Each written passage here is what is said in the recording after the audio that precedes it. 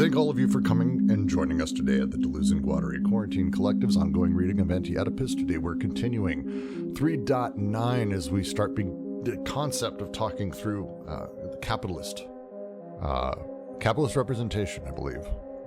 I should have read the title. I've been digging through secondary sources too much. A civilized capitalist machine. This has been a whole thing. I'm mostly just going to kick us straight into it, and so we'll just go ahead and start reading. As we go, if you have comments, don't hesitate to make a note in the chat. You should be able to unmute if you need to. But today we are going to be chatting through, it's 2:30 Varun, the phrase, let us return to the dualism of money. As we start getting into the difference between the cash you get as an employee or the cash your employer makes on the other side of the entire operation. This shift is one that I've been really excited to build up towards, and we've been talking through the up to this point. They brought up Keynes, they brought up a generalized Marxist analysis of how desire sort of functions through these things, how banking practice operates, and now they've broken things down to the point where we're going to have a conversation between those two sides, the dualism of money. So I'll just continue from there, and we'll chat right afterwards. Here we go. Let us return to the dualism of money, to the two boards, the two inscriptions, the one going into the account of the wage earner, the other into the balance sheet of the enterprise. Measuring the two orders of magnitude in terms of the same analytical unit is a pure fiction, a cosmic swindle, as if one were to measure intergalactic or intra-atomic distances in meters or in centimeters. There is no common measure between the value of the enterprises and that of the labor capacity of wage earners. That is why the falling tendency has no conclusion. A quotient of differentials is indeed calculable if it is a matter of the limit of variation of the production flows from the viewpoint of a full output, but it is not calculable if it is a matter of the production flow and the labor flow on which surplus value depends. Thus, the difference is not cancelled in the relationship that constitutes it as a difference in nature. The tendency has no end. It has no exterior limit that it could reach or even approximate. The tendency's only limit is internal, and it is continually going beyond it. But by displacing this limit, that is, by reconstituting it, by rediscovering it as an internal limit, to be surpassed again by means of a displacement. Thus, the continuity of the capitalist process engenders itself in this break of a break that is always displaced, in this unity of the schiz and the flow. In this respect already, the field of social immanence, as revealed under the withdrawal and the transformation of the Erstat, is continually expanding and acquires a consistency entirely its own, which shows the manner in which capitalism, for its part, was able to interpret the general principle according to which things work well only providing they break down, crises being the means imminent to the capitalist mode of production. If capitalism is the exterior limit of all societies, this is because capitalism, for its part, has no exterior limit, but only an interior limit that is capital itself, and that it does not encounter but reproduces by always displacing it. Jean-Joseph Gueux rigorously analyzes the mathematical phenomenon of the curve without a tangent, and the direction it is apt to take in economy as well as linguistics. Quote, if the movement does not tend toward any limit, if the quotient of differentials is not calculable, the present no longer has any meaning. The quotient of differentials is not resolved. The differences no longer cancel one another in their relationship. No limit opposes the break, or the breaking of the break. The tendency finds no end. The thing in motion never quite reaches what the immediate future has in store for it. It is endlessly delayed by accidents and deviations. Such is the complex notion of a continuity within the absolute break. In the expanded immanence of the system, the limit tends to reconstitute in its displacement the thing it tended to diminish in its primitive emplacement. So very much here. So very much here. The note from Marx in Capital I will quote, "Capitalist production seeks continually to overcome these imminent barriers, but overcomes them only by means which again place these barriers in its way, and, on a more formidable scale, the real barrier of capitalist production is capital itself." There's so much Marx in this that is broken down in a very unique way, and I'm not the hyper-Marx scholar, so I would vote we take this bit by bit and make our way slowly through. First produces surplus value, and then where does surplus value go? That's a contradiction in and of itself. And where Marx thought this would lead to a breakdown, Deleuze and Guattari are actually going to say this is what keeps the system running. So it's very different than what Marx had in mind. If you could you give just a light summary of how Marx relates to this, what he said, and then we could maybe extrapolate from that from the first few sentences with their, as you say, going a little bit beyond Marx, because I think they are using Marx to critique Marx here a little bit. If you could just give a top line, because I know you've read a great deal more of this, if you could just give a top line in general, and I know it's tough because we are talking about kind of a significant body of work, but top line of what they're discussing here that is in relation to Marx, the idea of industrial capital and how it functions. Are you talking about industrial capital in the sense as like, there's the distinction from Marx between industrial capital and financial capital, and industrial capital Let's step back specifically. Okay, so the opening here talks about the dualism of money, two boards, two inscriptions. One, the wage earner, which is the cash we have in our banks at the end of the day, we get our paychecks, and the other, that on the balance sheet for the enterprise. If you could sort of discuss and talk through Marx's version of that, because that is classic Marx right there. Right. I mean, there's the famous equation for starters, right?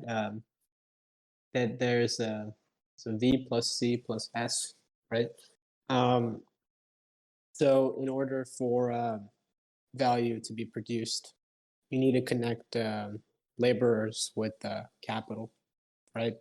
And then connect those two with raw material, and together with that, you get the general formula. Is that what you wanted? I'm not sure. Yeah, I mean that's basically yes. So we have two forms of capital, two forms of money, two forms of inscriptions, two things that are happening. There's a dualism to money by nature within not just, I think, our world. Inside of all of these things we're talking about, the two orders of magnitude, but using the same measurement. When we say that Jeff Bezos and his firm, or we say that Bain Capital has $5 billion, or that Jeff Bezos is worth, I don't know, 170 billion, I think last I saw. And then I say that I'm worth $70,000. I'm doing quite well, thank you very much. The idea of using the same, like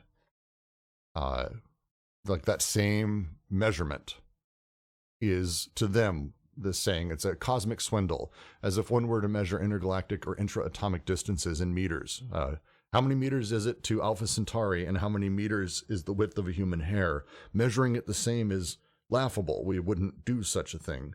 But we do with capital, with money, to sort of treat them as if they're the same, to keep them sort of together, to keep them measured the same, ultimately.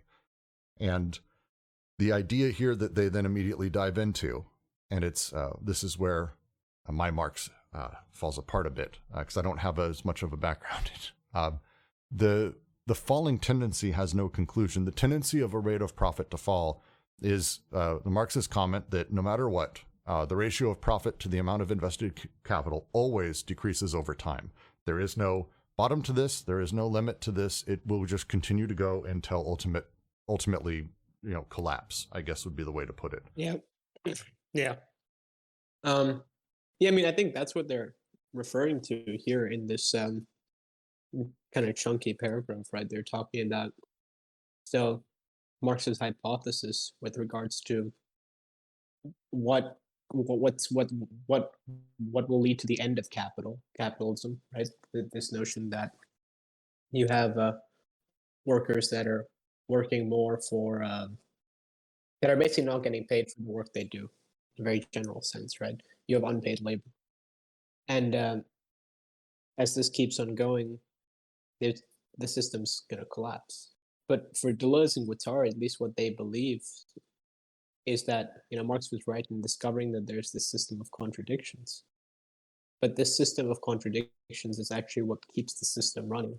It's kind of like the precondition for capitalism itself is the contradiction. Yeah, it's so for Marx, the tendency of profit to fall is because you end up having to, in order to compete, because profit is God in this system, you have to reduce the wages of people, or you have to get things cheaper that come into the business. If you make iPhones, you have to get chips that are cheaper. Every dollar matters, and as such, it puts pressure on every part of the supply chain to reduce costs, which there is no way to reduce costs of things. The only variable in all of it is how much labor is being paid in it. Mine, at the very beginning of most of these supply chains, tends to have some of the more horrific conditions and low pay, because they're the ones who feel the most pressure from everyone to keep prices down.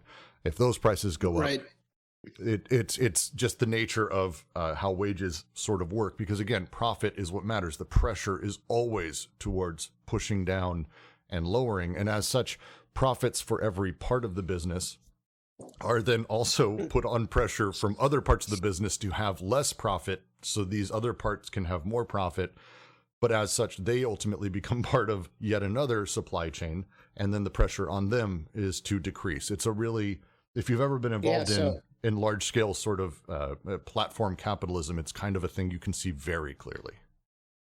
Yeah, I mean, I'm not familiar with the term plat. I know that comes from like Nick Stern or whatever, but this also relates to an idea that's sort of brushed upon in the first volume of Capital. That's the competitive law of production, right? That people produce for profit not because of some innate desire, but because conditions create situations where people have to produce for profit simply to survive. And that's because of the contradictory relationships, at least for Marxist theory. So that goes back to what you were talking about. But the scapegoat says, because capital's limits aren't contradictions or crises. Well, yeah, I mean, that sounds right for Deleuze and Guattari's estimation. That's why they're going against Marx. Yeah, and I think one of the things they're doing, and they've been doing it with the calculus, which again, I'm too stupid to fully understand, but by treating capital mathematically different than money. And I will displace that as, to me, when I use the term money, I'm meaning like I have dollar bills in my hand or in my bank account. Capital, I mean, is investment, banking, all of that. They use calculus not for money. They're not talking about it for money. We use addition, subtraction, and boring algebra for money. For calculus to be applied, it means that these things grow on a curve, and they have, as they talk about throughout this, their own way of growth and fall ultimately, and their own essential mathematics of how they go up and down. And I think that has, to me, what you're talking about, Varun, their core idea here that they're trying to get towards is this idea that the core contradictions that Marx was talking about that will ultimately bring about the end of capital, it's actually, they're saying here, as I'm reading it, and we've been reading it, they're saying here, no, that's actually functioning as intended almost. This is how it works, and this is how it survives. The beast is built this way. Yeah, I mean, if you want a simpler definition of Deleuze's sort of universal use of the differential calculus, you think of it as a modern twist on Leibnizian mathematics. So, you said a simpler. Did you say a simple way just now before that sentence? Yeah. We got to work on your definition of simple. No, follow me. And trust me, this is easy. It's one of the easier parts of Deleuze, actually, I think. But so you have here's a simple mathematical question, right? How do you find the slope of a curved line? Well, what you can do is you can make a series of very small lines. And by making a series of very small lines ad infinitum, you could try and add them up and then find the slope. And that's basically what they teach you, like day one of calculus. But right after that, how do you format this, right? Well, you can't go up to infinity. So how can you define infinity? Well, you can only define infinity now if we make it as a reciprocal formula. So we put the, let's just say, the infinitely small of line x over the infinitely small of line y over line x, the infinitely small of line x, and then we put them together, and we now have a formula for this line. If you want another even simpler way of formatting what he's talking about here is if you go to the ocean, right? You go to the beach. You hear the sound of the ocean as one collective roar, but you never hear the sound of one single wave because the one single wave is just too minute. But when one single wave comes together with multiple waves, then you finally hear that sound. That's kind of what he's saying, right? It's things get defined through their contexts. This is basically also his definition of the concept of expression, which you'll see in Logical Sense and his books in Spinoza. And in that regard, you're talking about things like emergence and reciprocal inclusion. I don't know. Is that helpful? I might be too stupid. Oh, I fucked up. Sorry. No. Look. This is where this stuff starts getting in that very difficult place where this chapter is the kind of thing that spawns people as varied as Nick Land and Mark Fisher and like all these other people. It was a very good explanation overall, but there's like a lot of nuance in here I'm trying to put my finger on, because I think there is simple ways to talk about it, but I don't think their intention is necessarily as simple as it may seem. Maybe I'm just overthinking it too. I don't know. Sorry. I still struggle on how exactly they apply this formula to Marx, though, because when they apply dy over dx to Marx, that's when I start struggling a bit. I'm quite unsure about what's going on there. Go ahead. No, please. I've actually been trying to work that out myself. I think it helps if you. It's like there is a dualism of money, but if you keep in mind the way economics talks about capital, which is to understand capital not simply as money, but as what in finance you call assets, right? What the things you have. In fact, just to read off Diergarf's Glossary of International Economics, right? Capital is the plant and equipment used in production, which connotes the means of production, right? Capital is one of the primary factors, the availability of which contributes to the productivity of labor, comparative advantage, international trade, a stock of financial assets, or a bank's assets minus its liabilities. But if you walk that into what Deleuze and Guattari are talking here, even in terms of money, right? As far as the balance sheet goes, we're getting into, I think, the MC and those different, not only the value form of money that Marx is trying to work out, which is being called into question here because there's no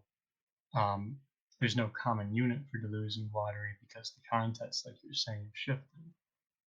But I do think if you start walking out money and commodities as forms of capital, I think this starts to fit together a lot easier, and it actually starts to explain why on the one hand labor and industrial capital has a hard time.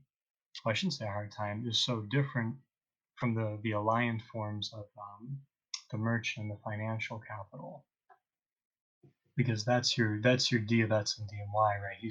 They're working out how the alliant and affiliated have all together shifted here into these forms of capital and a few other things.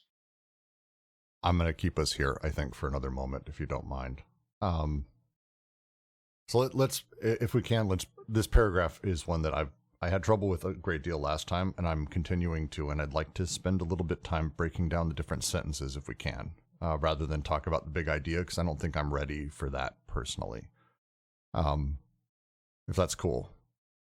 If we move a little bit back, I get up to where, thus the difference is not canceled in the relationship that constitutes it as a difference in nature. The tendency has no end. It has no exterior limit that it could reach or approximate. Grasp that. This idea of a because of how it deterritorializes, reterritorializes, plays with that. And there is no exterior limit. The limit is internal, and it is continually going beyond it. It's the nature of capital. We talked about this at this point. It's a lot more spelled out a little bit later. The tendency's only limit is internal. Displacing the limit, that is by reconstituting it, by rediscovering it as an internal limit to be surpassed again by means of displacement. Thus, the continuity of the capitalist process engenders itself in this break of a break that is always displaced. What is the break of a break? Specifically, is it the shattering of the limit and moving beyond it, the break of that limit, the break of an exteriority that gets pushed? So if you think about it in terms of the binary law of like desiring machines, right, the connective synthesis, there's always three terms. There's a flow emitter, a flow breaker, and then there's the BWO, which we can kind of bracket out for a minute. When they say break of a break, I think they're talking about how, so there's a flow being broken, but now there's a flow being broken in connection with that breaking. So when you think about it, right, the connective synthesis here is being implied to be changing because the assemblage is shifting, which is going to affect the rest of production's production. As far as the limit goes, we can think of the BWO and the socius here, I think, as standing in for the limit for a minute, because in a way it's about the falling rate of profit and this tendency, but I think it's also about understanding that it's not so teleological. What it is perhaps more intimately and more perhaps difficultly, in a sense, because it's going to hit more personally, is the way that capital is pushing up against the limit, right? But at the same time displacing it in order to overcome it. And it's doing that in terms of a deterritorializing, right? Where not only is everything shifting in what it does, but the actual flows and the way that they're moving are being entirely shifted too, in order to kind of reconfigure the limit, right? Because the schizophrenic creates new configurations, and that's kind of what you're getting here is this schizophrenic process of capital. Okay, so we have flows of goods, labor, blah, blah, blah, everything is flowing into, through, industrial, whatever it is, ultimately turned into capital as it's deeply abstracted. As it's turned into capital, those flows through that connection, the connection breaks. Then we have the second, which is this sort of second bit, which is the flows of capital in capitalism, pushing up against this sort of barrier, the internal limit that exists, that's constantly being smashed against, broken, rebuilt. That break I get. The break of a break, the way that they phrase it here, I'm not seeing what the second break is. Is the second break, this is the part where is this a reference directly to the thing they're talking about with Gu, where he talks about Jean-Joseph Gu? I'm going to never I tear apart his name.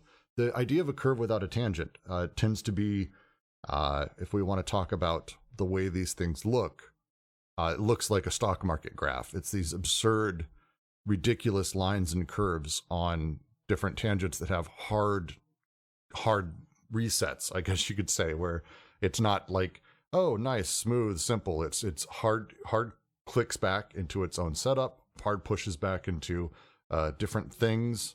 The angles are hard, and that feels like a break, and it is the kind of thing you see. I'm trying to figure out examples of it in my head that I can attach this to, because everything we've described, there is analogs for that I can attach to, and how capital functions in our society, or really in any society.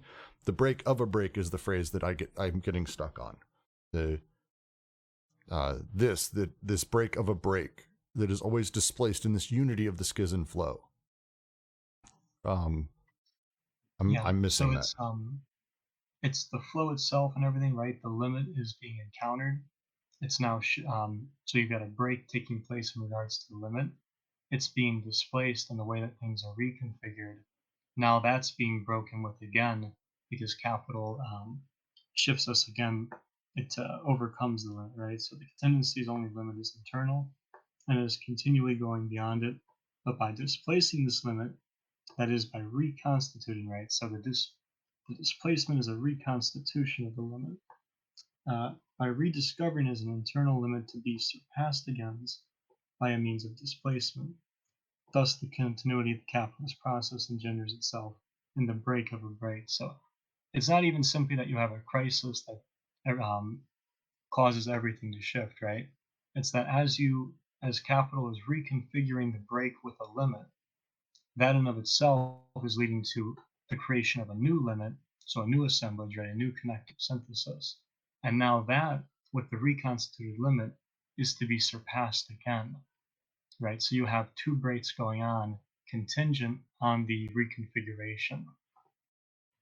I mean, I kind of think about what's going on after, like, they call it the meme stock stuff, but which we talked about here before, like the Wall Street's bets and things like that.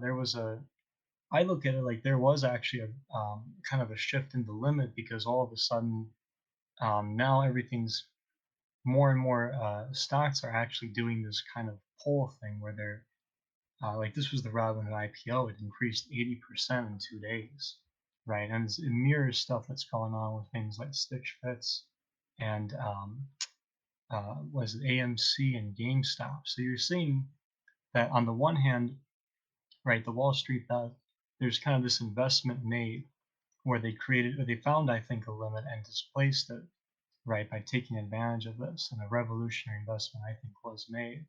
And now we're seeing how that's become sort of more commonplace, right?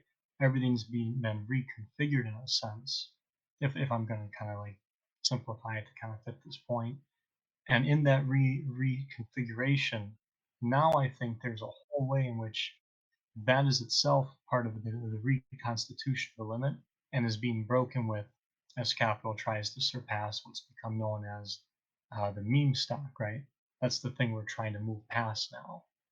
But at the same time, we're kind of not because it's almost like our point of arrival, our point of departure, in a weird way.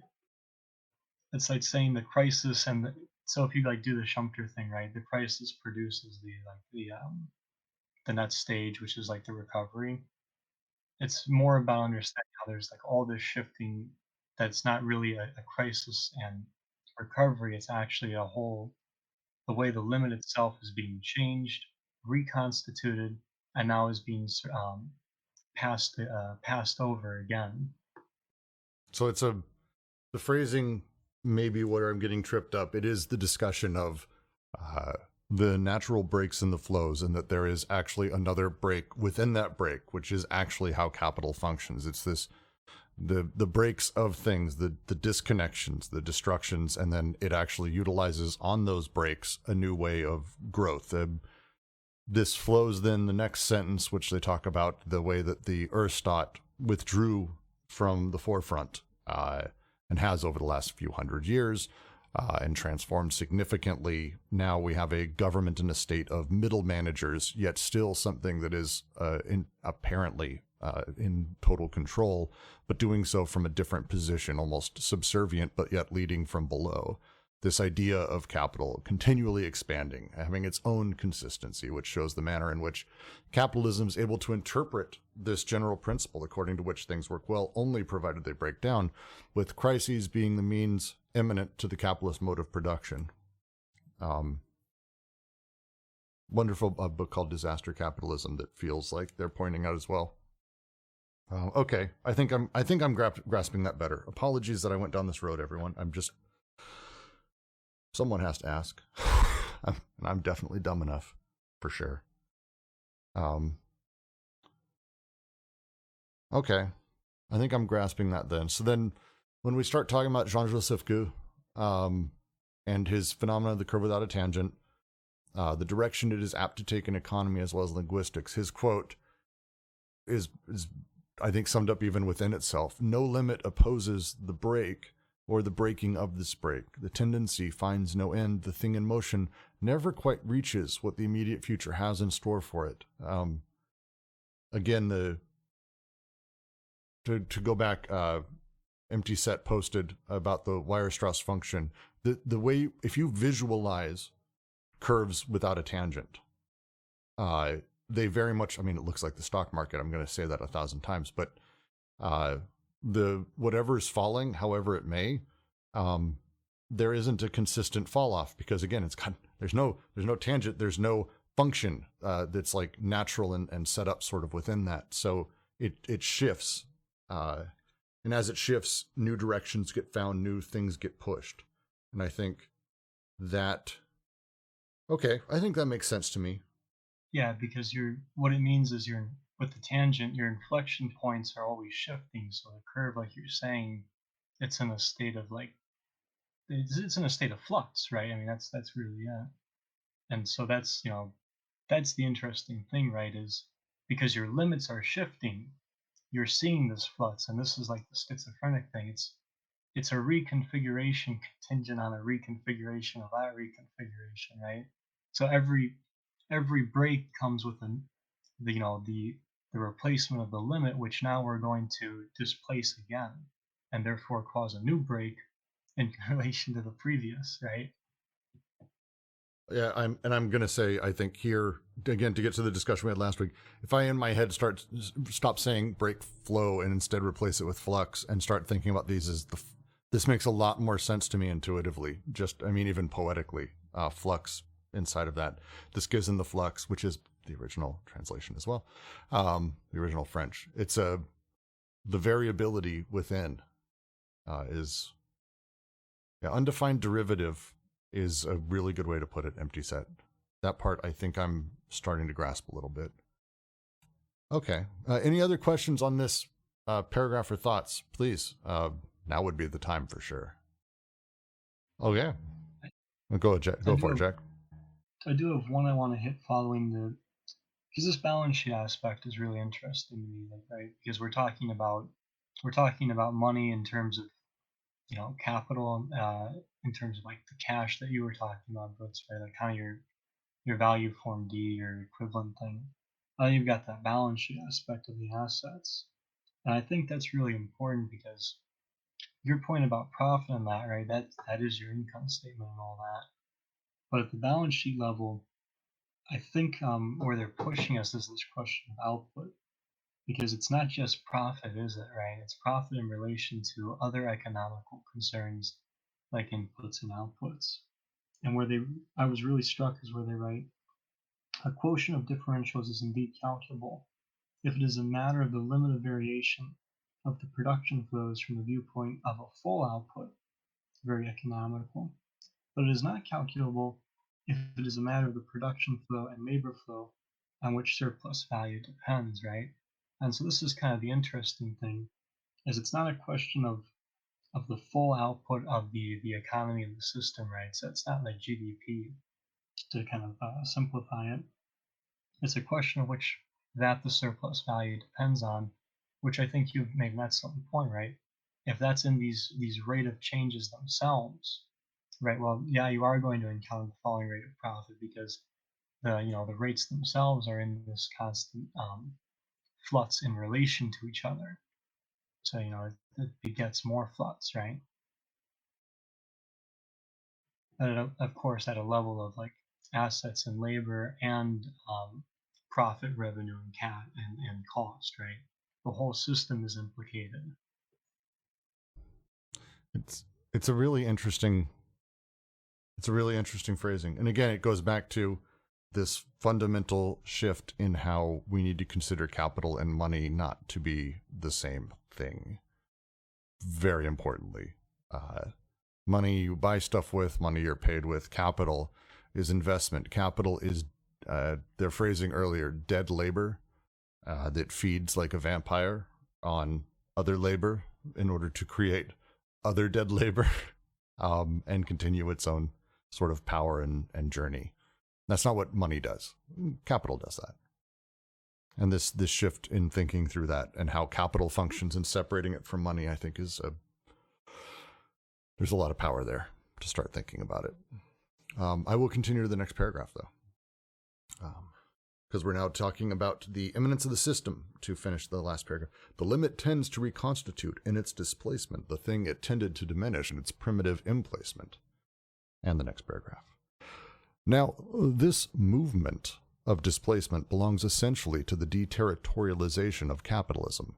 As Samir Amin has shown, the process of deterritorialization here goes from the center to the periphery, that is, from the developed countries to the underdeveloped countries, which do not constitute a separate world, but rather an essential component of the worldwide capitalist machine. It must be added, however, that the center itself has its organized enclaves of underdevelopment, its reservations, and its ghettos as interior peripheries. Pierre Moussa has defined the United States as a fragment of third world that has succeeded and preserved its immense zones of underdevelopment. And if it is true that the tendency to a falling rate of profit or to its equalization asserts itself at least partially to the center, carrying the economy towards the most progressive and most automated sectors, a veritable development of underdevelopment on the periphery ensures a rise in the rate of surplus value, in the form of an increasing exploitation of the peripheral proletariat in relation to that of the center. For it would be a great error to think that exports from the periphery originate primarily in traditional sectors or archaic territorialities. On the contrary, they come from modern industries and plantations that generate an immense surplus value, to a point where it is no longer the developed countries that supply the underdeveloped countries with capital, but quite the opposite. So true is it that primitive accumulation is not produced just once at the dawn of capitalism, but is continually reproducing itself. Capitalism exports filiative capital.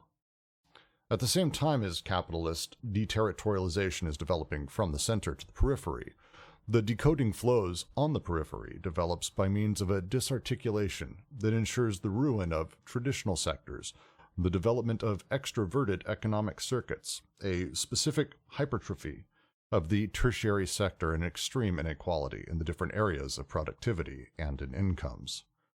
Each passage of a flux is a deterritorialization, and each displaced limit a decoding. Capitalism schizophrenizes more and more on the periphery. It will be said that, even so, at the center the falling tendency retains its restricted sense, i.e., the relative diminution of surplus value in relation to total capital, a diminution that is ensured by the development of productivity, automation, and constant capital. There's a lot said here, too. Samir Amin is actually absolutely worth reading a handful of bits on. I did this the last time we went around. He's like a hardline materialist economist out of Egypt, and absolutely wonderfully, basically is this idea of the periphery did come from him. This idea of global capital was, I think, an early dissertation of his even. The way that he talked about it is the way they speak of it here, this idea of the narrative we tell now, or we've told over the last 100 years, or thousands of years, really, as imperialism has happened, is that we take our money and our riches, and we send them overseas, and we build industry, and people make money because we are sending it there. This is, I mean, go talk to Republicans right now about how they see overseas anything, to be frank. We put our money there. Thank God they have our money. They're lucky to have it. The reality is different than that. The phrasing they would use here is, we send over our effectively dead capital, the vampiric capital that builds and utilizes these modern industries, which are there. This is even happening today in many places. I mean, it's happening everywhere. But we have these modern industries, but our capital, again, is this vampiric capital, and that is ultimately sucking the life out of labor and money and everything to bring life back to it, and that the money is actually, the capital is actually coming back from these countries to the center, which has its own things and its own problems. There's a wonderful line in here Pierre Moussa says that I will love forever, as the idea that the United States is actually a fragment of the third world that succeeded but preserved its immense zones of underdevelopment. There, this is a thing forever. I would just love. It's such a good line. I really love this. A blank name. Normatic subject asks, is it a natural tendency of capital to form cyber-technical systems and automaton processes, rationalization of labor, bioprocesses? The tendency of capital is anything that increases profit. That's the pressure. And automation is one of those things that does that. As you're able to further automate the jobs, which means the actual labor, the cost of those becomes incredibly slim and standardized. There is again, if you need to think of any business not as a singular business, but instead as a supply chain, and a massive supply chain, and a networked one. No McDonald's stands on its own. McDonald's makes its profit based on how much labor in the entire chain, and that goes from the butcher at one end to the paper mill at the other to the power company to the guy who makes their hats, to wherever that happens to be in the world. And all of that together is where McDonald's is able to make its profits. It's why they become what's called vertically integrated. They want to control the entire supply chain setup. And as such, anywhere that there is a variability in cost that can be saved, they want to. Now, they don't go, oh, this McDonald's, we can save money if we automate. It's not so much that. It's with a single employee, the cost is not just having that employee as labor, it's everything that employee needs to utilize. And that includes management, which you need to have to manage people. It's not the same thing as automatons. You need to have their clothing and the cost that there is around clothing, because the only law we have in the United States that's good for workers is they don't have to pay for their own clothing in most states. Jesus Christ. But still, everywhere we have this setup, there's a little dollar that can be pulled out here. And if every employee can be replaced with a robot, you can save $20 a year in clothing. Or you can have that clothing guy have his shit replaced and have his shit fully automated, which means they're paying less because they don't have to worry then about their employees, conversely. And it becomes this sort of domino effect out. Again, the pressure is at every step, because you have to remember McDonald's is also feeling pressure to reduce its prices by every company that it services. An example of that would be literally every business in the area, because this is the people that come there ultimately need to have food, and that's enabling other businesses in this capitalist system. And so that labor costs money for everyone. This is the way you need to think about it as a larger system. So there's always pressure to automate where possible, because reducing labor means labor can be used elsewhere for cheaper. We've basically gotten to a point in this country, not to put a fine point on things I'm seeing happening right now, but if you haven't been to a Taco Bell recently, I was at one, people walked out while I was there, and I stayed for an hour for tacos. I don't care, make fun of me for Taco Bell. It was amazing to kind of watch and maybe egg on and cheer on these people who were very sick of their working conditions and just fucking left. And the poor manager who was there, who got stuck, I feel bad for anyone in any of these situations. But they're all feeling that same pressure. And it's pushed people down to the point where they're making poverty wages for normal jobs that once upon a time actually were okay. They weren't great. They were okay jobs to have. This is because of the entirety of automation across the entire landscape. This is not just, oh, it's just high school kids or it's just the uneducated. This is, everyone feels it. And it's because it's a hyper-networked system, and all of it is technical reductions here. Oh, we don't need that here. You can automate that here. Anywhere you can pull labor out of it and have a thing be cheaper in the long run, that's the pressure. And it just continues all the way down. Sorry if that was too much of a ramble on Normatic.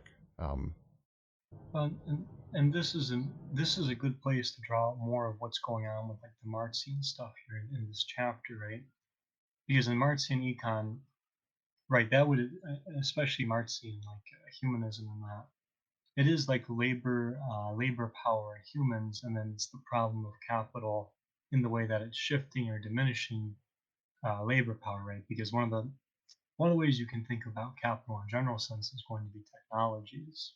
or machines, right? And this is one of the big shifts we're seeing in Anti-Oedipus, is that it's no longer labor in relation to people, and then right that makes your L, and then you have to deal with your K, right? If you know your econ.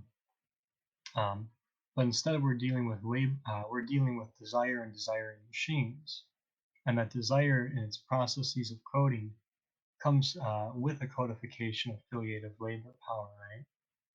So this is one of the really interesting things that's going on here, because when we're talking about desire, we're talking about it, and you can kind of see what Brooks is saying, right? This is kind of that like Holland-esque referent of desire because it's being coded as labor. There's this interesting, to me, it's almost like a tension on between two poles, right? But it's interesting to see how desire and labor are being brought into this relationship, but also the way in which something like labor power kind of appears as that object tending to concretization, right? As that desire that is moving to the concrete. Yeah, and it's when we start talking about how and again, to go back, please read Samir Amin, wonderful stuff. When we start talking about the periphery, the third world countries, again, his phrasing and other phrasing, this isn't just the U.S. versus, Bangladesh or something like that, or parts of India, although that's definitely the case. There is a center to capital and then the periphery. It's done by countries quite often, but there is a lot of breakdown in it, and we have to think about it as a global setup. And when we talk about that, the first thing you see is these decoding flows as they start moving in, as they say here, on the periphery, these develop by means of disarticulation that ensures the ruin of traditional sectors and the development of extroverted economic circuits, tertiary sector, and extreme inequality. An example of this to me is coastal Southeast Asia, which is filled with palm oil trees or coconut trees. And it's, if you haven't done a deep dive, by the way, on coconut trees, one of the more fascinating sort of examples of this is inside of coconuts and how they've sort of operated. I did a really long rant on Reddit about this, trying to correct someone who was really wrong in economics. But it's a really fascinating story about how these families have for years had lots of coconuts. It's great. And then they didn't like overdo the land. They just had enough in the area. And then 100 years ago, the royal we, the imperialist assholes, came in and started saying, oh, we love coconuts. We'll buy your land and we will pay you to run your own land, which is a great promise. And we basically overindulged with pioneers, coconut trees everywhere. And we're nearing the end of coconut trees being valuable. They only produce for a certain number of years. And right now we're starting to see the end of the first sort of round of that. And it takes like 15 years for coconut trees to produce. So now there's going to be this time where we just go, oh, well, we're not going to pay as much for coconuts anymore. They're dying off. So what's going to happen? How does it work? This destruction of those sectors, the traditional sectors, everyone there is a coconut farmer now. They're starting to repurpose the farms back into more traditional style farming. They're trying their best to do it. That's not an easy thing, but we've destroyed that. The Hawaiian Islands are another great example. If the island of Lanai, all of the islands are good. Island of Lanai was owned by the Dole Pineapple Corporation. Well, there was some other big corp that owned it before that. They just fucking clear cut everything and just had like shit tons of pineapples everywhere. And then now there's none, because that's what happens as this goes. It's really terrifying. Yeah, to comment on that more, right? So this is the second great deterritorialization, right? So the first great deterritorialization being the despotic, and that gives us a lot of insight into how paranoiac processes work. But now we're seeing, in a sense, more schizophrenic processes coming to a head, right? And this is very interesting with this deterritorialization, because I think what we're getting out of this at large too, though, so right, this answers the question of how does it spread, why does it spread, what's it doing in the spread, right? So how does capital become socius? how does it take over from the despotic, and how is the despotic included in that, right? Which we'll get into more with chapter 4. But to that point, I think it's worth just to focus on a sentence where they write, because they're talking about development and underdevelopment, right? And there's a way in which I think this can be misconstrued. So they write, and if it is true that the tendency to a falling rate of profit or to its equalization asserts itself, at least partially at the center, carrying the economy toward the most progressive and the most automated sectors, a veritable so-called development of underdevelopment, on the periphery ensures a rise in the rate of surplus value, in the form of an increasing exploitation to the peripheral proletariat in relation to that of the center. They go on later to talk more about the surplus value and the way that what's exported is affiliative capital. And that's really important because we're seeing how the second synthesis is involved in the not only the second great deterritorialization, but capital spread. And so to that point, I just wanted to mention in relation to all that, this interesting point to me is that with the development of underdevelopment, right, we're seeing how once again this is a question of the limit being displaced, reconfigured to be displaced again, right? How a break produces another break. And I guess I should add to that, all tied to the rate of surplus, to this question of surplus value, right? So this is what is the socius doing, right? It's producing the surplus value through falling back on production, yeah. I think this is a really nice way of tying the syntheses into this explanation and showing how it is falling back on production, the deterritorialization and that, but how you're also seeing the development of these coding processes and re-territorializing recoding processes in that process through the fallback. And it applies so much to things that are happening right now. So much. I will continue now. This problem was raised again recently by Maurice Clavel in a series of decisive and willfully incompetent questions. That is, questions addressed to Marxist economists by someone who doesn't quite understand how one can maintain human surplus value as the basis for capitalist production, while recognizing that machines too work or produce value, that they have always worked, and that they work more and more in proportion to man, who thus ceases to be a constituent part of the production process in order to become adjacent to the process. Hence, there is a machinic surplus value produced by constant capital, which develops along with automation and productivity, and which cannot be explained by factors that counteract the falling tendency. The increasing intensity of the exploitation of human labor, the diminution of the price of the elements of constant capital, etc., since, on the contrary, these factors depend on it. It seems to us, with the same indispensable incompetence, that these problems can only be viewed under the conditions of the transformation of the surplus value of code into a surplus value of flux. In defining pre-capitalist regimes by a surplus value of code and capitalism by a generalized decoding that converted the surplus value of code into a surplus value of flux, we were presenting things in a summary fashion. We were still acting as though the matter were settled once and for all at the dawn of a capitalism that had lost all code value. This is not the case, however. On the one hand, codes continue to exist, even as an archaism, but they assume a function that is perfectly contemporary and adapted to the situation within personified capital: the capitalist, the worker, the merchant, the banker. But on the other hand, and more profoundly, every technical machine presupposes flows of a particular type. Flows of code that are both interior and exterior to the machine, forming the elements of a technology and even a science.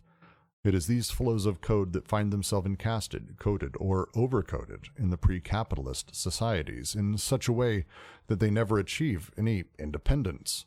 The blacksmith, the astronomer. But the decoding of flows in capitalism has freed, deterritorialized, and decoded the flows of code just as it has the others, to such a degree that the automatic machine has always increasingly internalized them in its body or its structure as a field of forces, while depending on a science and a technology, on a so-called intellectual labor, distinct from manual labor of the worker, the evolution of the technical object. In this sense, it is not machines that have created capitalism, but capitalism that creates machines and that is constantly introducing breaks and cleavages through which it revolutionizes its technical modes of production. That's also, by the way, a really great answer to your earlier comment there. Normatic. We're biological bootloader. The humans and the pressures of it are... I don't think my explanation goes against this earlier. It's this idea of capitalism creating machines, doing its best to remove the human element, the labor element from it. The idea of the personified capital, the capitalist, the worker, but ultimately the blacksmith, the astronomer, those things are being slowly removed. Any questions, any thoughts here, please? I'll give it open for a moment. Up to this point, can you relate this to the empty set and the we're talking about the tangent? I cannot link anything back to anything calculus. Someone else might be able to. I can give it a shot for you. So again, it's a question of limits being displaced or reconfigured, right? And the way in which now they're going to be, they're going to pose a new problematic, which is the overturning of that limit, right? So if we're looking at what's going on here, we're seeing the deterritorialization and how there's this question of the surplus value that's being produced through the affiliative and the alliant, right? That the socius is producing. So the question is, what's going on between this shift from the despotic production of the surplus value of code to the capital production of surplus value of flux, right? And how does that relate to the limits that are established in different assemblages? So if we're looking here, right, what they're going to focus on, one is they're going to focus on, like I said earlier, they're going to get away from this like humanism and move into desire in machines and pointing out that there's a coding that is implicated in that kind of humanism, right? But there's also a way in which the machination is itself being produced. The second point they're going to hit on, or the second point I'm going to focus on that they hit on, is this point about the shift. So they go on to write, but on the other hand, and more profoundly, every technical machine presupposes flows of particular type, flows of a code that are both interior and exterior to the machine, forming the elements of the technology and even the science. It is these flows of code that find themselves encasted, coded, or overcoded in the pre-capitalist societies in such a way that they never achieve any independence, the blacksmith and astronomer. So on the one hand, we've got the role of coded flows that we're seeing still circulating, still being contemporary with what's going on in capitalist socius, right? Which makes sense because we still talk about things like the blacksmith or what that is today.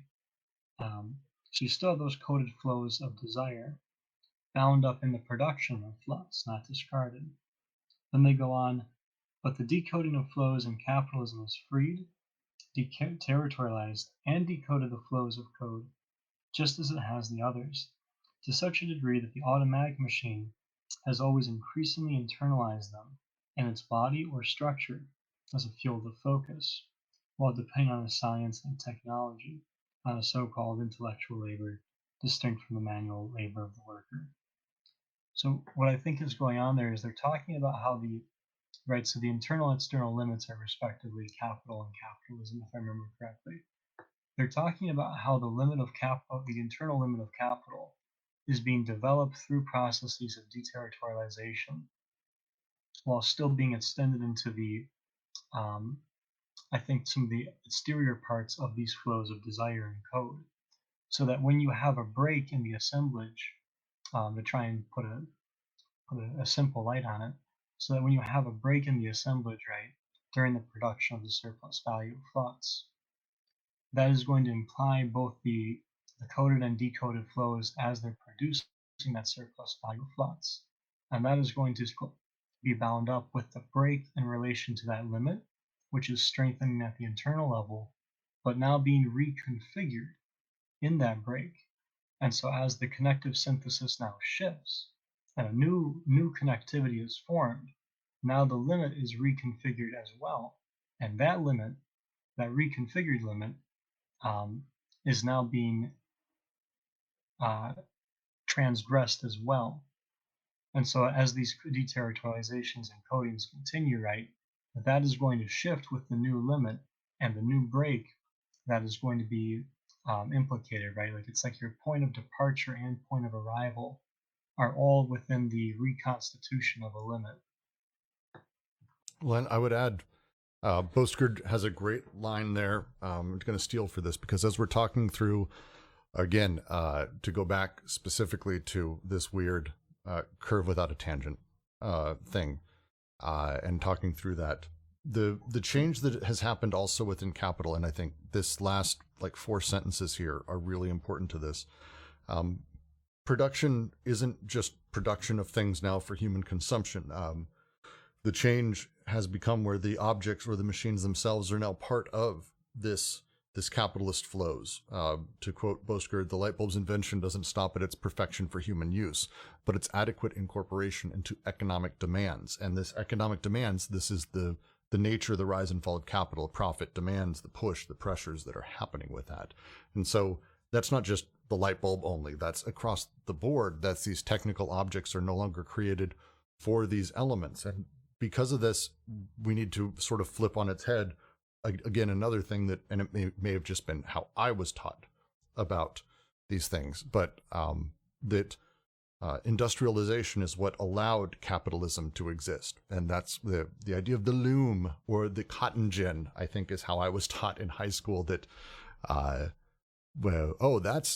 these are the things that now we had capitalism and these are the things that made Marx angry. They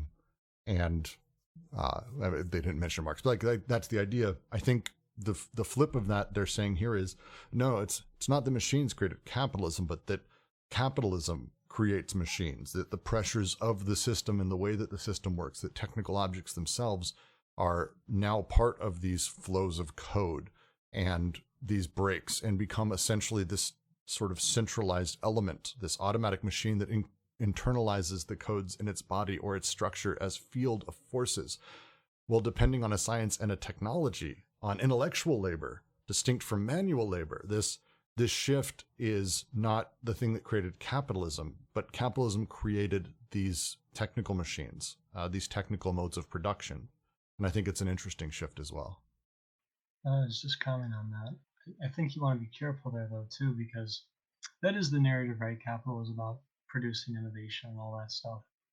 But I think what you said at the end is more the critical thing, the adequate incorporation of economic demands, because at that level, I think it's a question of how does the production of something like a light bulb differ in the 3 socii? Because you're going to have alliance for political and economic concerns bound up in what's going to make the light bulb's production possible, regardless, right? And I think that's the critical move, is not that, capital is kind of hypocritical, but that production itself is shifting in each of these socii. To read Empty Set, Marx basically makes this point about the conditions of the English working class before mass industrial expansion. Before that, people were literally worked to death in such a noticeable fashion that one generation was markedly less healthy than the last. Yes, the Dickensian London would be just an awful place. But several correctives must be introduced in this regard. These breaks and cleavages take time, and their extension is very wide-ranging. By no means does the diachronic capitalist machine allow itself to be revolutionized by one or more of its synchronous technical machines, and by no means does it confer on its scientists and its technicians an independence that was unknown in the previous regimes. Doubtless, it can let a certain number of scientists, mathematicians, for example, schizophrenize in their corner, and it can allow the passage of socially decoded flows of code that these scientists organize into axiomatics of research that it's said to be basic. But the true axiomatic is elsewhere. Leave the scientists alone to a certain point. Let them create their own axiomatic, but when the time comes for serious things, for example, non-determinist physics with its corpuscular flows, will have to be brought into line with determinism. The true axiomatic is that of the social machine itself, which takes the place of the old codings and organizes all the decoded flows, including the flows of scientific and technical code, for the benefit of the capitalist system and in the service of its ends. That is why it has often been remarked that the Industrial Revolution combined an elevated rate of technical progress with the maintenance of a great quantity of obsolescent equipment, along with a great suspicion concerning machine and science. An innovation is adopted only from the perspective of the rate of profit its investment will offer by a lowering of production costs. Without this prospect, the capitalist will keep the existing equipment and stand ready to make a parallel investment in equipment in another area. Nicely draws back on your point about shifting cash flows.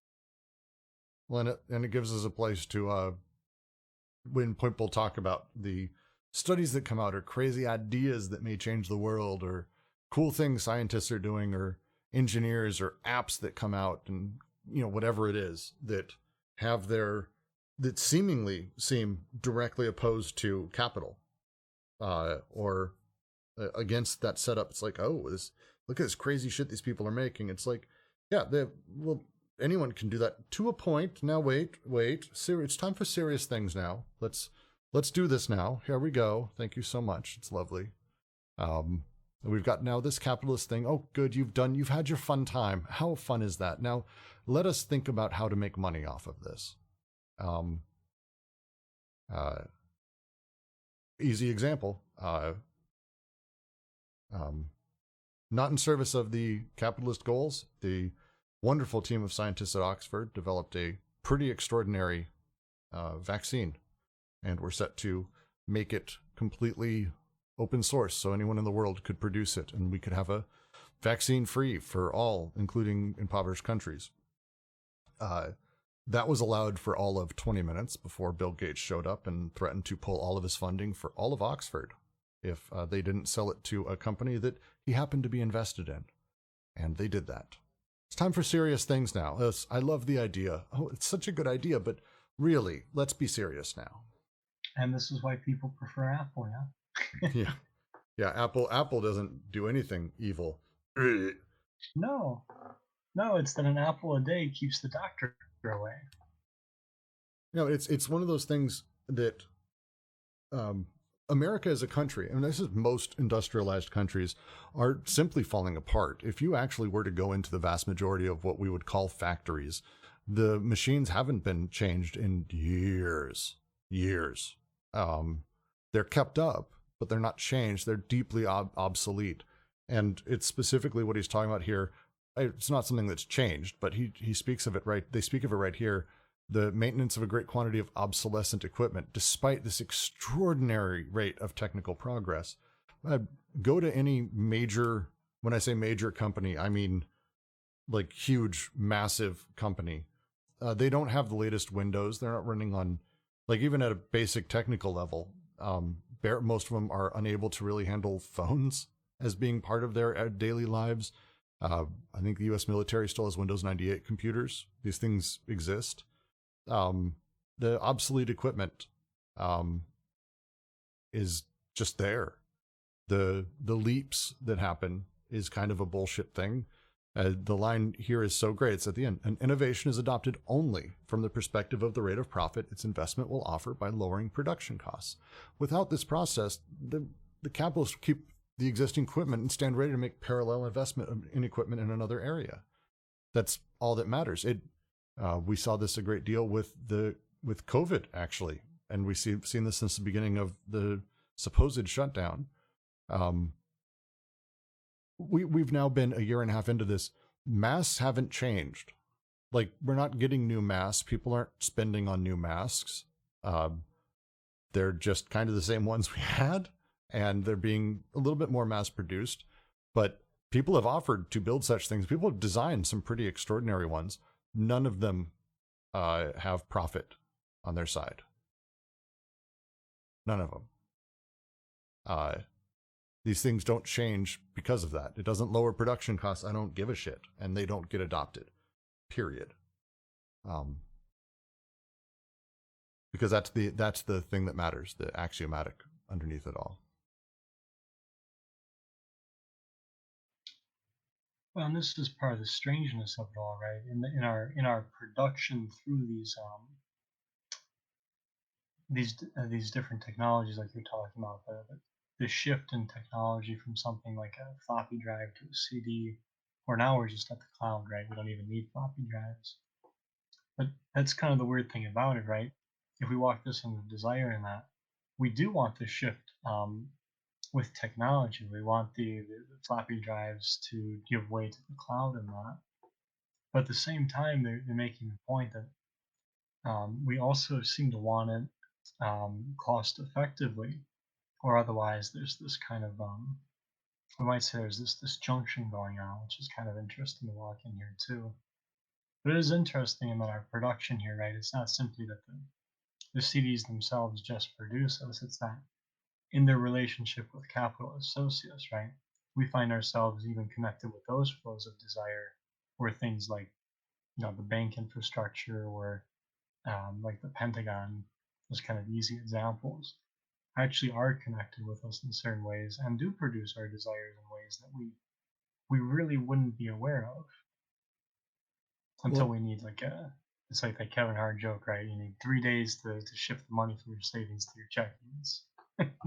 Well, it's there's a level of truth to that. It's a lot of this is pointing towards again, when we go back to that difficult, fun calculus thing, the point of that is talking about how these there is excess and the production of this excess flow and this excess within capital, the surplus, and how the surplus creates more surplus and kind of is ongoing. But here we come back around. Innovation is only adopted if it enables this surplus. It's not hey, you know, I found a better mousetrap. It's cool. Can that mousetrap create more surplus in this grand system we have? If not, excellent. Keep moving on.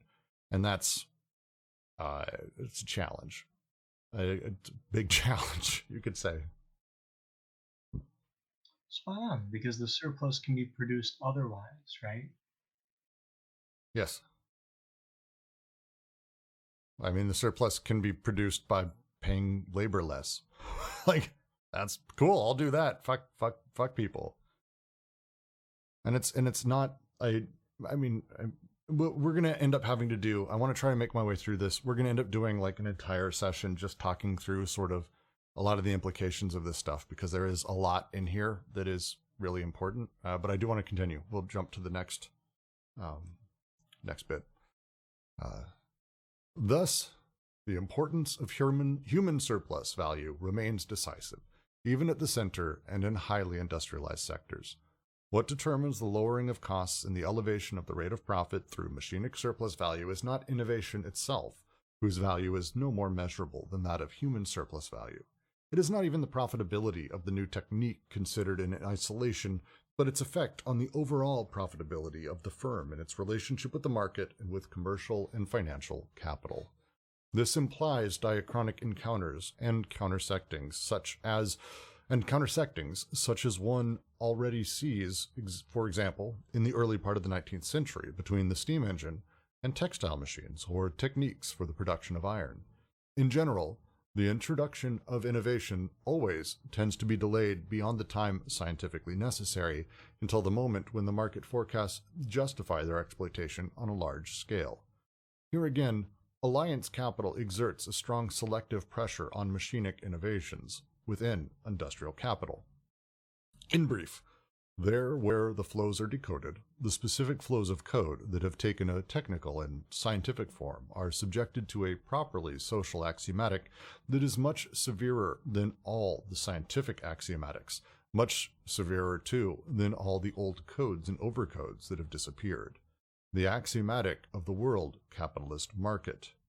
In brief, The flows of code that are liberated in science and techniques by the capitalist regime engender a machinic surplus value that does not directly depend on science and techniques themselves, but on capital. A surplus value that is added to human surplus value and that comes to correct the relative diminution of the latter, both of them constituting the whole of the surplus value of flux that characterizes the system. Knowledge, information, and specialized education are just as much parts of capital, knowledge capital, as is the most elementary labor of the worker. And just as we found on the side of human surplus value, insofar as it resulted from decoded flows, an incommensurability or a fundamental asymmetry, no assignable exterior limit, between manual labor and capital, or between two forms of money, here too, on the side of the machinic surplus value resulting from scientific and technical flows of code, we find no commensurability or exterior limit between scientific or technical labor, even when highly remunerated, and the profit of capital that inscribes itself with another sort of writing. In this respect, the knowledge flow and the labor flow find themselves in the same situation, determined by capitalist decoding or deterritorialization. But if it is true that innovations are adopted only insofar as they entail a rise in profit through a lowering of costs of production, and if there exists a sufficiently high volume of production to justify them, the corollary that derives from this proposition is that investment in innovations is never sufficient to realize or absorb the surplus value of flux that is produced on the one side as on the other. Marx has clearly demonstrated the importance of the problem. The ever-widening circle of capitalism is completed while reproducing its imminent limits on an ever larger scale, only if the surplus value is not merely practiced or extorted, but absorbed or realized. Is there a paragraph break here?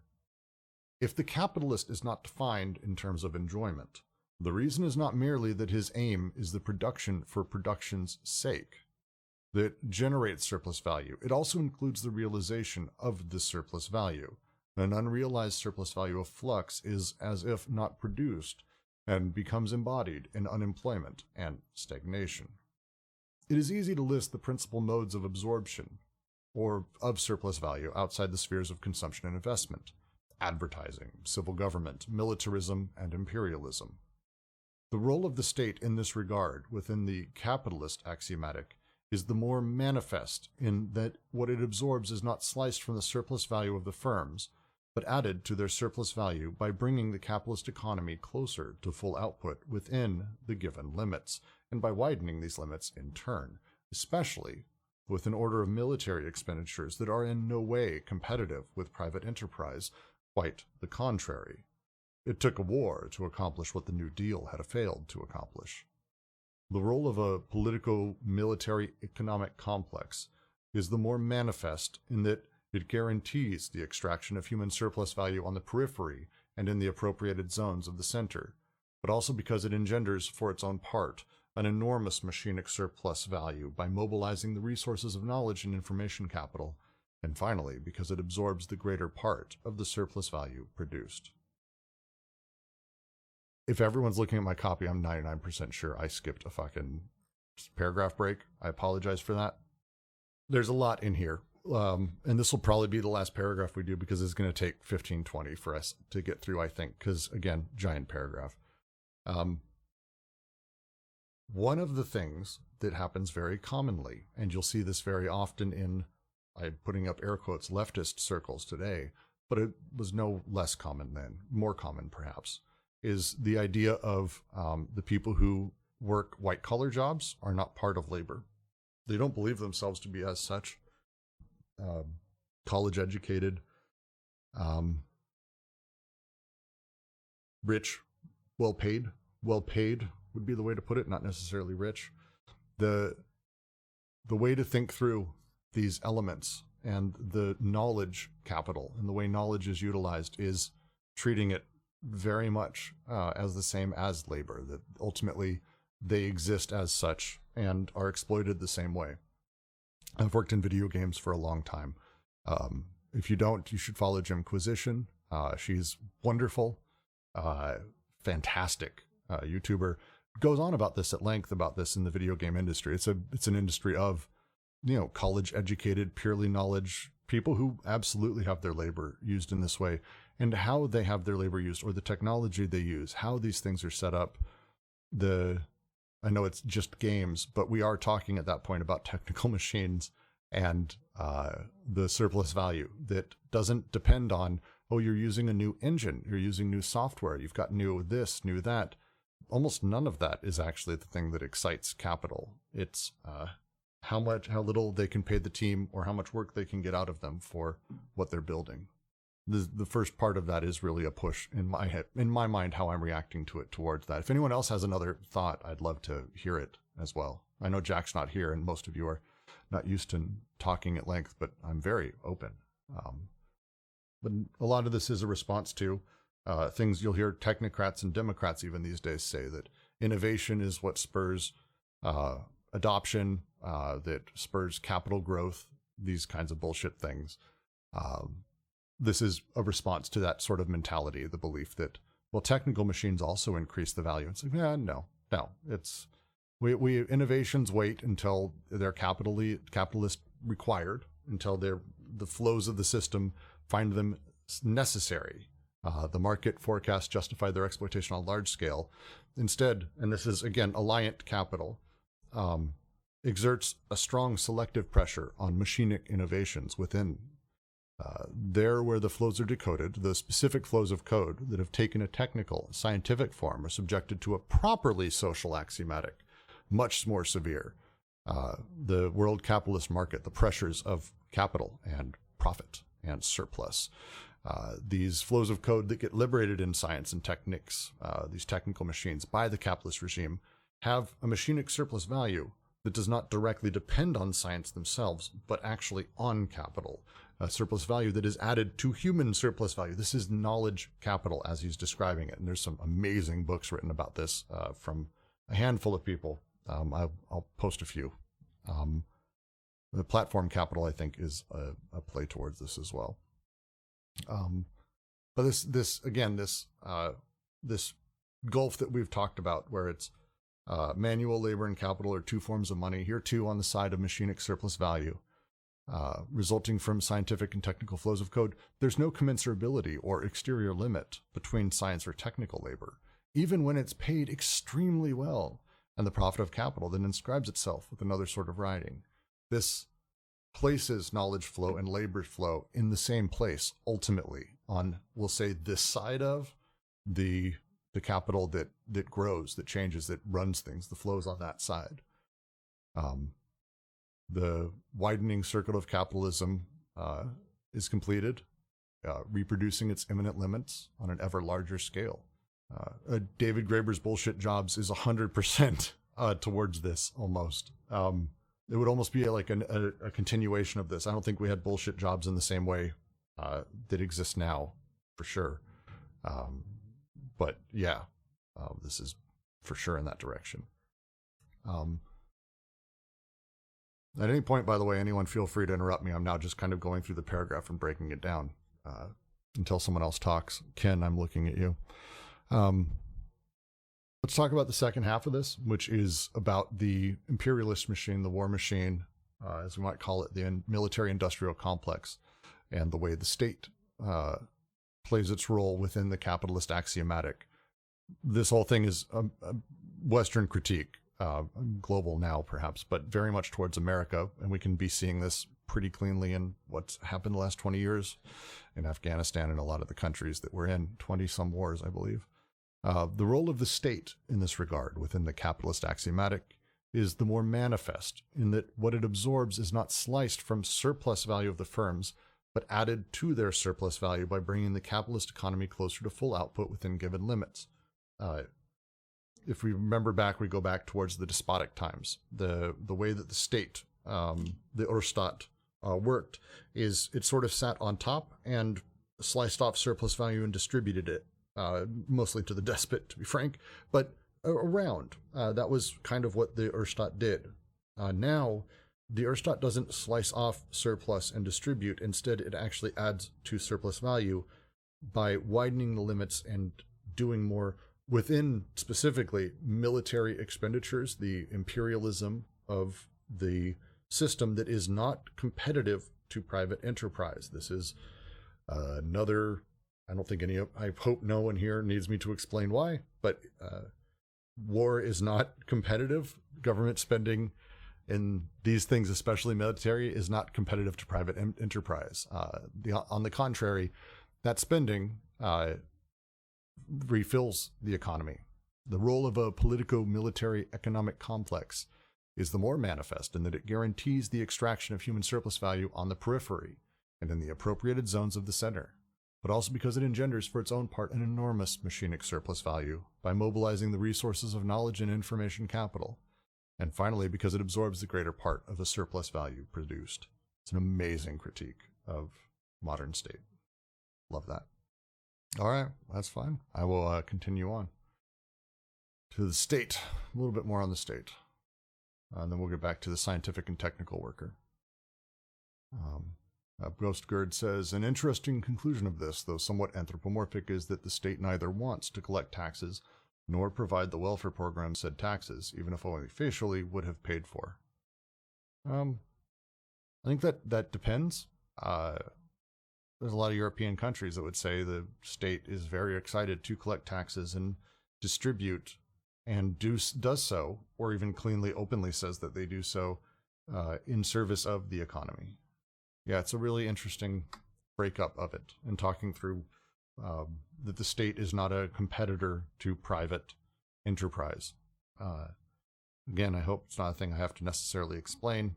It's a very right-leaning talking point that the state is this thing that hates corporations. It's almost laughable in its practice.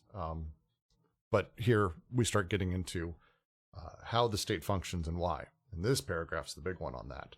The state, its police, and its army form a gigantic enterprise of anti-production, but at the heart of production itself, and conditioning this production.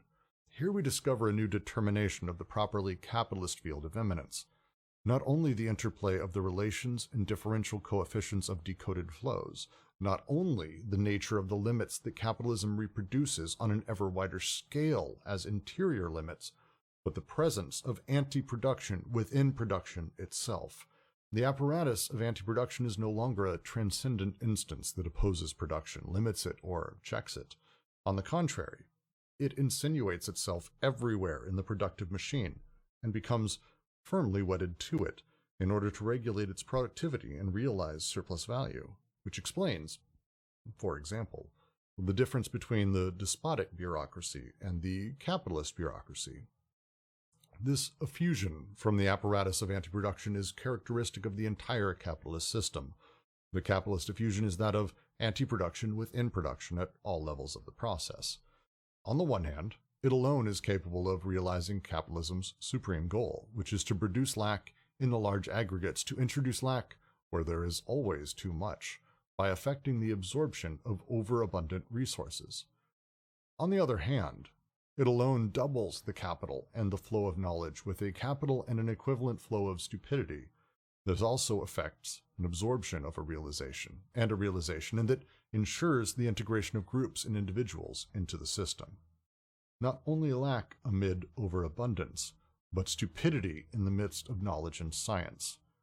It will be seen in particular how it is at the level of the state and the military that the most progressive sectors of science, scientific or technical knowledge combine with those feeble archaisms bearing the greatest burden of current functions. What would be an example of anti-production?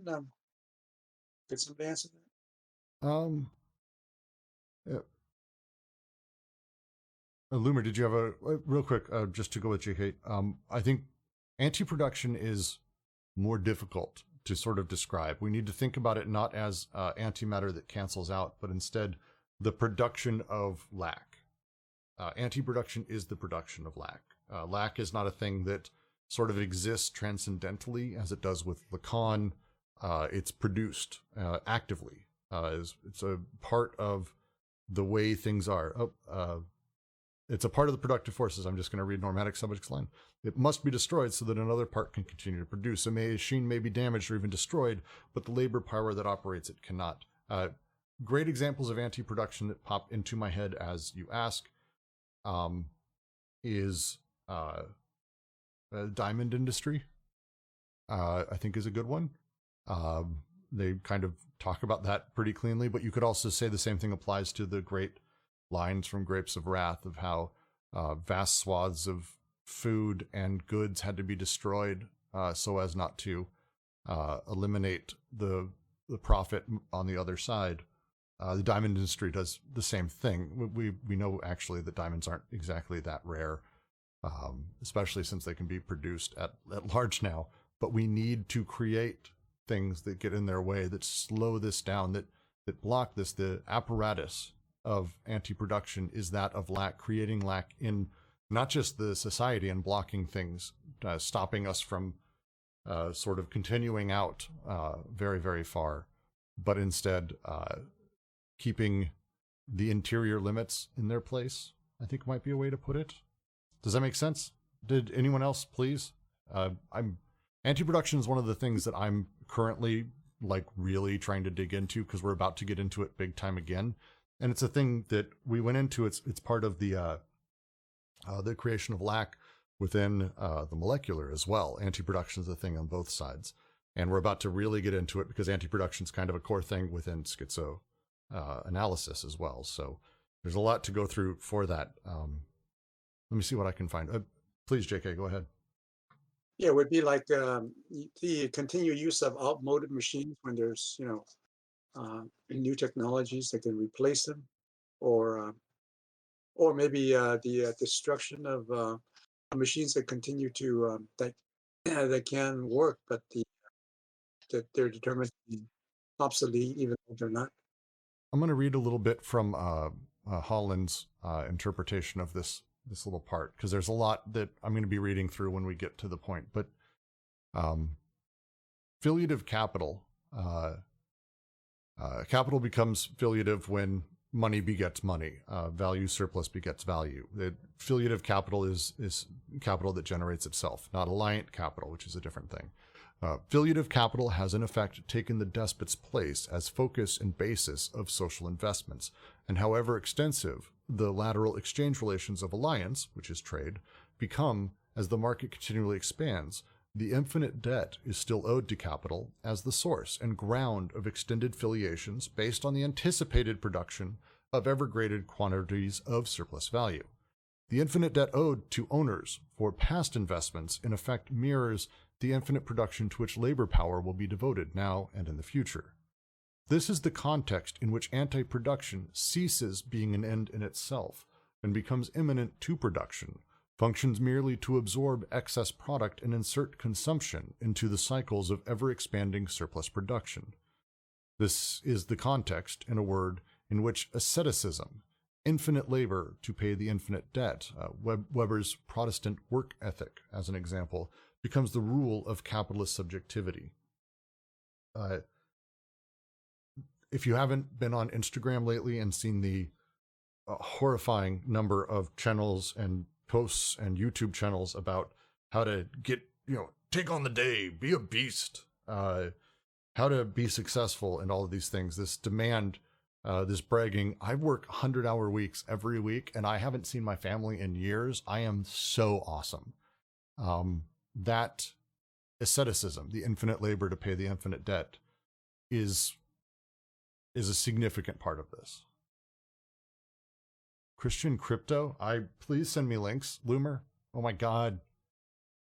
Christian crypto as a thing, I love so many things right now. The world's so fascinating. Yeah, pretty much. It's getting there. Thank you. Yeah, it'll continue. It's a strange. Their use of anti-production as an element, and again, not like antimatter. It's not something that cancels out production. Think of it as almost like Tetris blocks being inserted in the way, blockages. They talk about a great deal earlier with anti-production and lack. Again, lack is produced, lack gets placed in production. It's things like that. The ascetic nature of things is very much towards that direction. And as we say that, and then I say the next sentence, On the other hand, it alone doubles the capital and flow of knowledge with a capital and an equivalent flow of stupidity that also affects an absorption of a realization, and then ensures the integration of groups and individuals into the system. Anti-production and asceticism does this. These axiomatics start playing into a different place. And I actually am going to read the next paragraph because I think it works nicely, and then we'll discuss the states afterwards. That'll be next week. Here, Andre Gort's double portrait of the scientific and technical worker takes on its full meaning. Although he has mastered a flow of knowledge, information, and training, he is so absorbed in capital that the reflux of organized, axiomatized stupidity coincides with him, so that when he goes home in the evening, he rediscovers his little desiring machines by tinkering with a television set. Oh, despair. Of course, the scientist has no revolutionary potential. He's the first integrated agent of integration, a refuge for bad conscience and the forced destroyer of his own creativity. Let us consider the more striking example of a career American, with abrupt mutations, just as we imagine such a career to be. Gregory Bateson begins by fleeing the civilized world, by becoming an ethnologist and following the primitive codes and savage flows. Then he turns in the direction of flows that are more and more decoded, those of schizophrenia, from which he extracts an interesting psychoanalytic theory. Then, still in search of a beyond and another wall to break through, he turns to dolphins, to the language of dolphins, to flows that are even stranger and more deterritorialized. But where does the dolphin flux end, if not with the basic research projects of the American Army, which brings us back to preparations for war and to the absorption of surplus value? And the line hits me. If you don't know a lot of engineers, 100%, people who do some of the more amazing jobs, you'd think, in science or engineering or development, even software development, their work is so uninteresting that they will go home and work on their own projects. Often they'll build models, paint things, design their own stuff. It's kind of incredible, but it's the freedom of chase, of their views, of where life wants to take them. They enjoy the freedom of model painting or tinkering with a television set, the rediscovery of their desiring machines. Yeah, Boskerd nails it. System engineers smarter than I'll ever be spend their time as Disney adults. Warren Spector has a house. Warren Spector is a wonderful game developer. He made Deus Ex. He's just systems guy. He's very famous. Has a house of Disney shit, like a literal house of Disney shit. It's wild. He's a very Disney person. Very Disney. So the American version, the Gregory Bateson story, is, we'll say, an allegory towards not having this happen to you, sort of as a cautionary tale, if you will. Wonderful set of work. Wonderful, odd stuff that he did. But very much the push sort of for him was this line that he moved and studied things, and he really dove into it and played with schizophrenia in these spaces and the ecology of things and cybernetics, and like really did some amazing stuff, and ultimately came around to having research. The American government believed dolphins were going to be a type of soldier. It's a weird thing, but hey, people are weird. And a lot of that does get taken up by the military-industrial complex. Any questions or comments at this point? I'm going to go ahead and end the reading for today, but please, if you have questions, if you have thoughts, if you have anything else, we have more to read, and then we'll do, I think, because we'll start from In Comparison with the Capitalist State, bottom of 238. 238, folks, and it'll be bottom. Yeah, and then next week we'll get through the rest, and then the week after we'll do a full review, which I think will be good, because there's just a ton inside of this, and some secondary sources I think are worth reading. Some of Holland for sure, but there's breakdowns of most of the concepts in this section by secondary authors, third third level authors, people who've read the secondary materials and put some of their own stuff together. It's kind of amazing. There's a lot. But please, any questions right here? And then Loomer, I will get to your, you know what, Loomer, what's your question? You've been waiting too long. You've got one from like super early in the book, but please. All right. Did we lose Loomer? No, I got my finger slipped off the thing. Oh. They're on page 27 in section 1.4. They're talking about desire and lack and how desire actually comes first, I think, if I got that correct. But You did. There's a point where they talk about revolutionaries, artists, and seers are content to be merely objective. They know that desire clasps life in its powerfully productive embrace and reproduce it in a way that is all the more intense because it has few needs. Is that related at all to the Nietzschean Dionysian concept? I'd have to go back to Deleuze's book on Nietzsche. I don't think it's far off the conception there. I don't think that they've addressed it directly. I know we had someone who, I want to say it's Webcam Parrot, would be a person to ping about this because he very much talked about this the first time through. I do think it's connected. I'm not Nietzsche expert person, so it's a tough one. But I do remember someone saying such a thing when we went through it. It'd be worth I'd go back through the recording because we did talk through that. Because okay, cool, I'll do that. Yeah, because the entire concept of lack, and again, lack being produced as part of this, we should be. It's worth going back through. I might do that this week because as we're talking about the molar versus the molecular, we're now in the molar having this discussion about anti-production and lack and all of these things. The functioning is not different. Like there's some machinery that may change, but the function these things play and how they work is not wildly different. Human social machines and desiring machines at the molecular are operative at the same level, and we can learn from one, we can learn from the other. So it's a good thing for us to go back over. Yeah, I noticed that when I jumped in and I was basically reading the parallel of what you guys were talking about just now earlier in the book. Yeah, it's there's a lot of crossover, and it's when we get to the full reading, I have a whole bunch of stuff from Holland because Holland takes that and runs with it. A lot of his work is very much about like the psychoanalytics essentially of society and combining the two and talking about how this functions here and talking through, where the crossovers are. It's a really amazing. That's why I love his interpretation personally. His reading has struck me always. Sweet, thanks. I'll keep that as a note to look at later. Yeah, the production of lack is fascinating. I will just put Holland's introduction to schizoanalysis. I'll drop it in the chat in 2 seconds. Let's see, where is it? Holland, boom. Come on, computer. Yeah, just to read a little bit. Capitalist anti-production thus culminates not in the transcendent glory of, say, the Palace of Versailles, but in the morbid greed of what Deleuze and Guattari refer to as the politico-military-industrial complex, among other things. For what the production, and especially the realization, of surplus value require, given the inherent tendency of capitalism to overproduce on a continually larger scale. Remember, it doesn't have a fucking limit. It just goes and goes and goes and demands things that increase that limit. It's constant. It's gorging itself.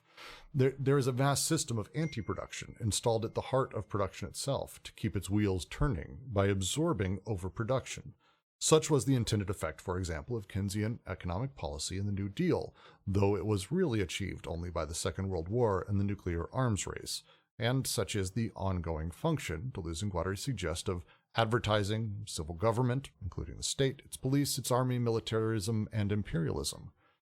It is only when people can be convinced that they are lacking something, anything from the latest fashion trend to national security, that they can be induced to consume and produce at an ever-increasing rate the capitalist economy requires. The debt owed to capital remains, like that of the despotism, unidirectional and infinite, but the system of anti-production under capitalism has become immanent to the system of production. and has as its motive force only further production of surplus value for its own sake. Consumption as the realization of surplus value is not an end in itself, but merely the means of securing liquid capital for reinvestment in the next cycle of social production.